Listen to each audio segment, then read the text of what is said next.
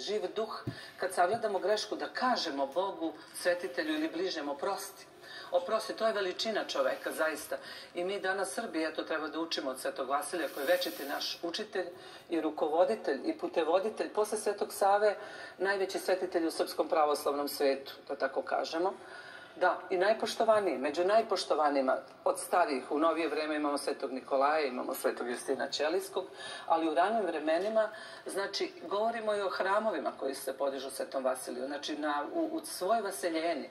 Najviše, na primjer, u Evropi, u Americi, u Australiji, u Africi, u Rusiji, najviše hramova ima posvećenih Svetome Savi, znači, srpskom svecu koji je poštovan, ako ga oni doživljavaju kao svoga među njihovim narodima. I posle njega možda možemo reći da je najviše od naših svetitelja Svetom Vasiliju Ostroškom. U Srbiji, u Evropi, u svetu. Da. I znate vi za neke njegova čuda Svetog Vasilija, pa ćemo sad malo detaljnije... Divno, gospođo Todorović. Ja mogu da vas slušam. Da. A malo da imamo dijalog. A evo, da. Samo ću ja treću stvar dodati vezano za njegov život, a to je da se bori protiv latinske jeresije.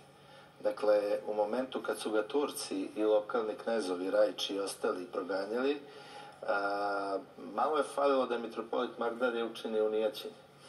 Tako da se Sveti Vasilije odupro i tome. Tako da je on redak svetitelj koji u tom mračno tursko doba, to je 17. vek, dakle on je rođen i umro, upokojio se u 17. veku, bude u stvari pritisnuto 3 nemani različite.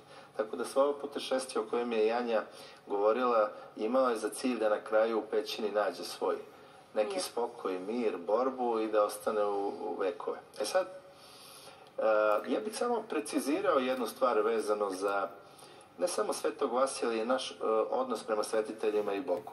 Prvo ću reći na jednom primjeru, kao što ste vi rekli malo pre, da li imate i vi